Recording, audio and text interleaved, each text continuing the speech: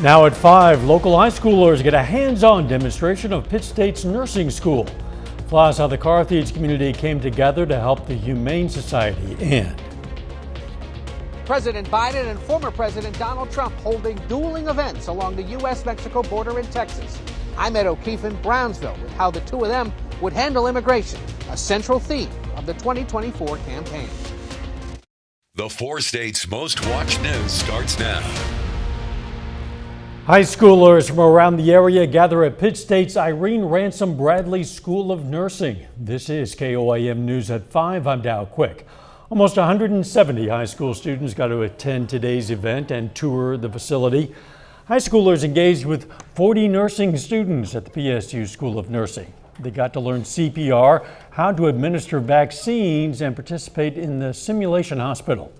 Pitt State students say it's great to see so many students interested in the field as the country is suffering from a nationwide nursing shortage. I think it's really exciting. I mean, when we first were in the program last year, we didn't get the sim hospital, so we're kind of learning it with them, honestly. This is our first year with it.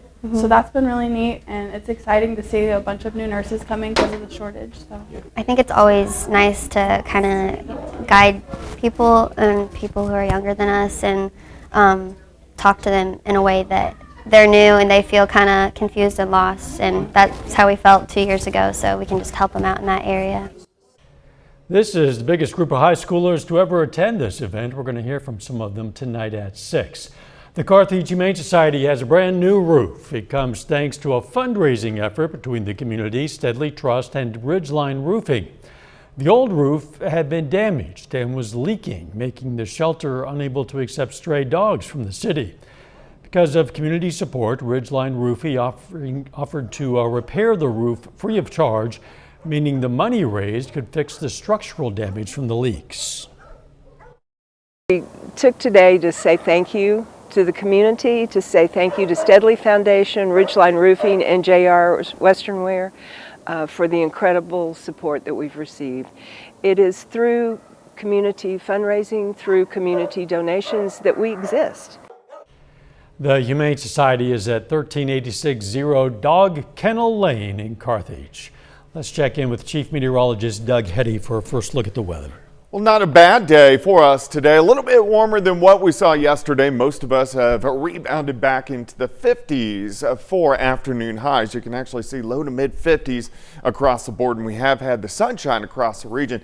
Has been breezy this afternoon. We have those southerly winds 10 to 15. These will start to calm down a little bit as we go through the overnight hours tonight. We're going to slide back through the 40s, but rain will start to develop, especially later on this evening. Look at it increasing back to our south and to our west, and we have rain really from Tulsa, Bartlesville, Ponca City, Wichita.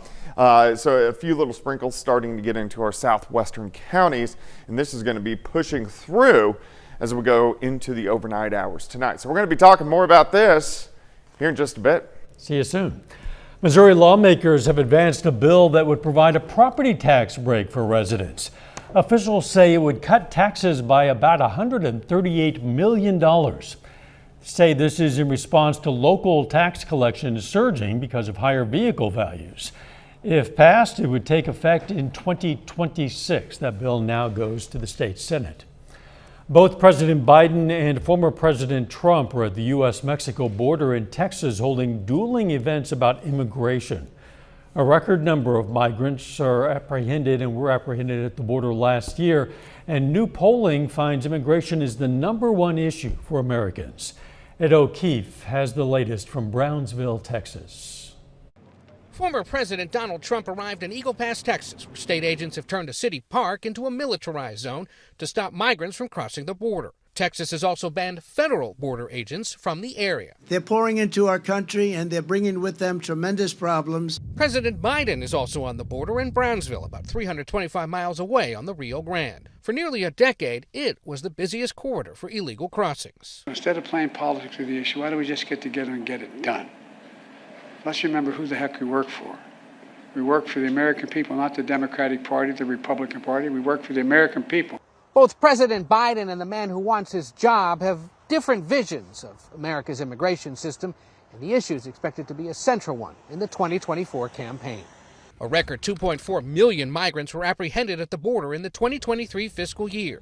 Republicans say they're bringing drugs and crime and are to blame for last week's murder of a University of Georgia nursing student. Liar! Wednesday, the mayor of Athens, Clark County, Georgia, was heckled as he tried to counter claims that his region offers sanctuary to migrants. The monster that charged in the death is an illegal alien migrant who was led into our country and released into our communities by crooked Joe Biden. He's crooked. President Biden blames Republicans for holding up funding designed to stem illegal border crossings.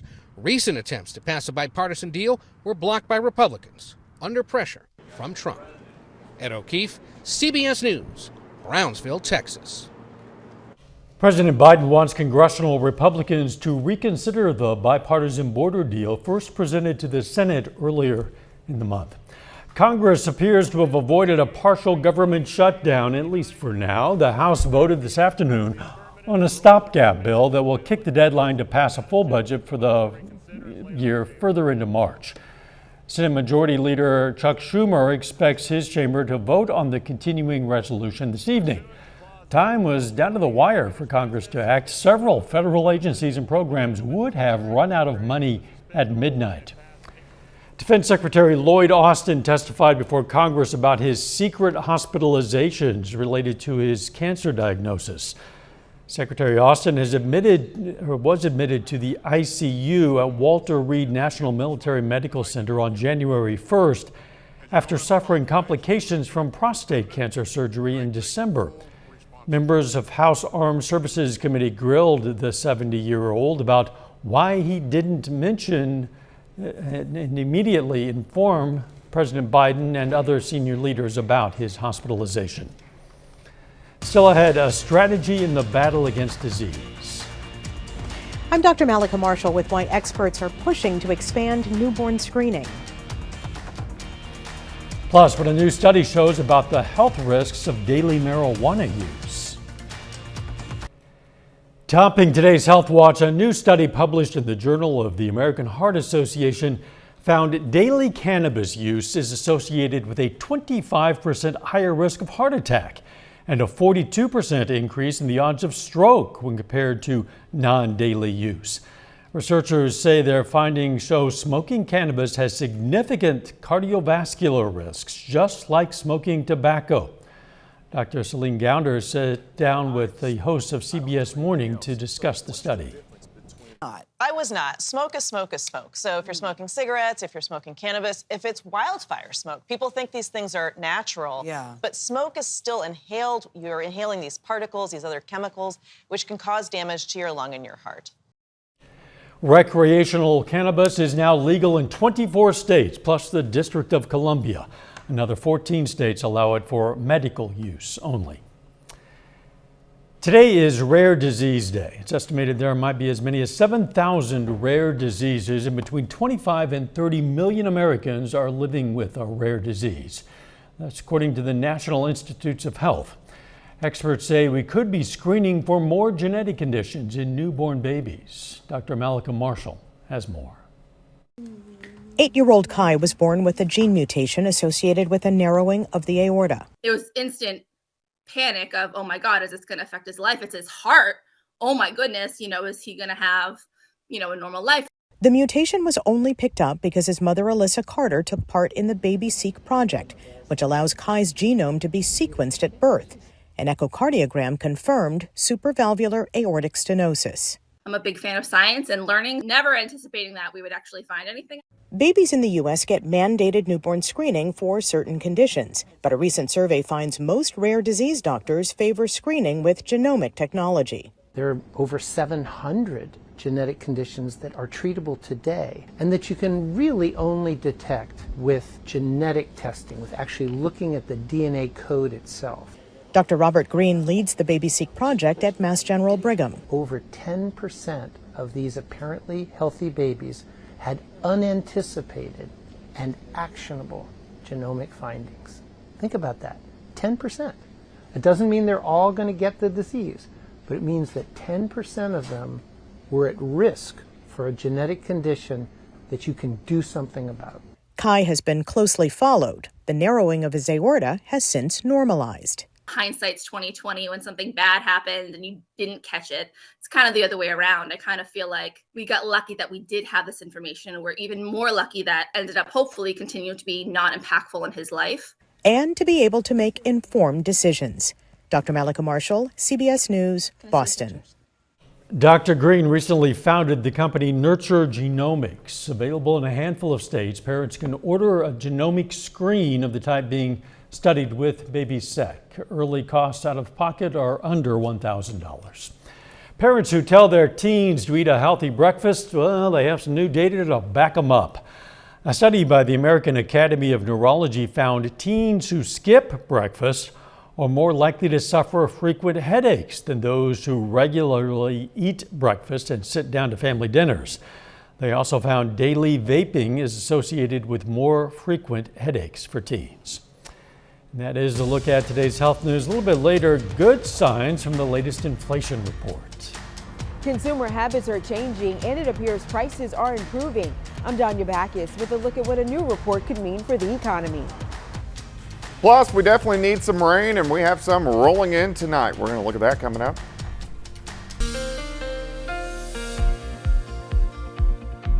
Well, of course, it turned out to be a little bit warmer for us today. Temperatures kind of back to where we should be for this time of the year. Had quite a bit of sunshine earlier. Now clouds have been increasing across the region as our next little wave is starting to roll in. But a nice shot. This is our Indigo Sky Casino and Resort. Of course, Indigo is just outside of Seneca, Missouri. All right, plan in your evening. We're going to slide back through the 40s. We are going to get some rain in here, especially mid to late evening. It's going to be light, but we are going to get some rain, which we definitely need. You can see we're all dry now. This leading edge is not reaching the ground because the lower levels of the atmosphere is very dry, but you can see the rain starting to pick up, especially where you see the yellows and the oranges just to the west of Bartlesville and then back toward Tulsa and Ponca City. But this is all going to slide northeast as we go into the evening hours. You can see occasionally some blue popping up, so there are some flakes which are mixing in. So as our temperatures cool tonight, we may get a few flakes that try to pop in. All right, so rain chances really go up 9 p.m., 11 p.m., and then they start to taper off after midnight tonight. All right, let's go through time. Here's 8 p.m. Rain starting to really increase across the region. Periods of showers, a little bit of pink, a little bit of snow trying to mix in. Still some leftover showers. Here's 1 a.m. Let's go to 3 a.m. and then pretty much rolling out of here by the time you wake up tomorrow morning. Rainfall amounts are going to be light, under 1/10 of an inch, couple hundredths of an inch, but still it's better than nothing across the region. All right, mid-50s right now. It looks pretty good. 7th and range line currently sitting at 54 degrees. Those southerly winds at about 5 to 10. Here's this wave pushing through, and here's our next storm system, which will start to affect us by the time we get into Sunday and Monday. All right, so wave rolling through tonight. We rebound back into the upper 50s by the time we get into tomorrow afternoon, which is going to be fantastic. In fact, here's your day plan. 37 to start, 51 by noon, and then a high temperature right around 59 degrees. Now, the winds are really going to start to pick up as we head into the second half of the weekend, so we still have a little bit of a fire danger out there. In fact, we got some footage. If we go to Neosho right now, there's a tire fire, but you can see this is kind of out of control. Great footage. This is our drone footage. Ty Parks running the drone, but a lot of smoke. So if you live near Neosho or even the south side of Joplin, this is what you're seeing. And of course, firefighters trying to get that under control. All right, 7-day forecast, 59 for you tomorrow. But look at this, Saturday, 75. And then of course, we just talked about fire danger. Look at Sunday, very windy, but those winds help us warm all the way up to 80 degrees. Then some thunderstorm chances moving in on Monday, a few leftover showers on Tuesday. Kind of hit and miss rain next week, but again, we need the rain. It is very dry out there, and right now the humidity is at about 15%, so that's obviously an issue. Yeah, you showed that great live footage out of Neosho. There's also been a wildland fire in the Carthage area, burned about 60 acres this afternoon. So, yeah, people shouldn't be burning, and it's good that we have at least a chance of rain. Absolutely. So, thanks, Doug. Cracking down on overseas products coming up, why the Biden administration is taking a closer look at car part imports. Topping today's Consumer Watch, a new report closely watched by economists and the Federal Reserve shows inflation is slowly easing and consumer habits are changing. Danya Bacchus has a look inside the numbers. Americans have been dealing with rising prices for years, including at the grocery store. And many consumers like Una Simmons continue to see more of their money going toward food. Today I was buying Cheerios and bananas and strawberries. It gets really expensive. But a new report shows Americans' income increased last month. Then inflation is slowly improving. The Department of Commerce revealed the Personal Consumption Expenditure Index improved in January, rising 2.4%, the smallest annual increase since February of 2021. The good news is that we are seeing inflation move lower, meaning the rate of price increases is coming down. And it appears buying habits may be changing. New data shows consumers are spending less and retail sales are down. The Federal Reserve has been raising interest rates in an attempt to slow spending. If spending starts to pull back, the pressure on prices should follow suit. CBS News business analyst Jill Schlesinger says even though prices are improving, the Fed is not expected to cut rates at their next meeting in March. Right now, the futures market, which bets on when the Fed might act next, is looking at June as the most likely meeting when the Fed could reduce interest rates. But of course, there's a long time between now and then. We have no idea what's going to happen when other inflation data come in, so it's just a guess at this point. The Fed is not expected to make a move until inflation drops further. A core rate the board looks at dropped 2.8%. Policymakers want that number closer to just 2%. Danya Bacchus, CBS News, Los Angeles. The Biden administration is opening an investigation into foreign-made smart car components, particularly from China. The Commerce Department says it's going to look at the national security risks posed by such hardware and software. The investigation could lead to regulations restricting the use of certain car parts in the U.S. The Food and Drug Administration says certain types of forever chemicals will no longer be used in U.S. food packaging. The agency announced materials like fast food wrappers, microwave popcorn bags, and pizza boxes were a major source of exposure to certain types of PFAS. The hormone-disturbing chemical has been linked to a variety of health effects, including certain cancers. The FDA estimates it could take another 18 months before the products containing the substances are phased out. The world's largest brewer likely lost more than $1 billion in sales because of the Bud Light boycott. Anheuser-Busch reported record revenues for 2023, but said its U.S. business was hurt by the backlash from its brief partnership with a transgender influencer. Organic revenue plunged $1.4 billion last year. Most of that was from a drop in Bud Light sales. Final check of the forecast next.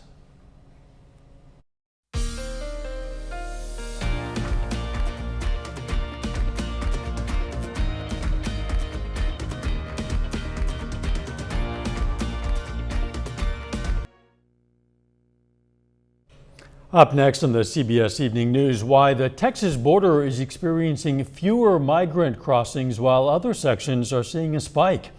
Then on KOAM News at 6, more on the fires in the area, including a large grass fire near Carthage.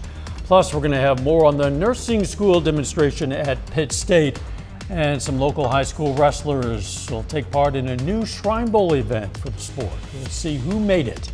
Stay with us for the CBS Evening News and then KOAM News at 6. Has been dry out there. We have a chance of rain finally. We do. We're going to get some light showers starting to spread in as we go through the overnight hours tonight. Tomorrow we will get sunshine returning, especially in the afternoon. 59 for a high, but look at this, 75 Saturday, up to 80 on Sunday. Thanks for joining us. The CBS Evening News is next. And of course, we're going to be right back here for KOAM News at 6. See you then. Let's make it a great evening.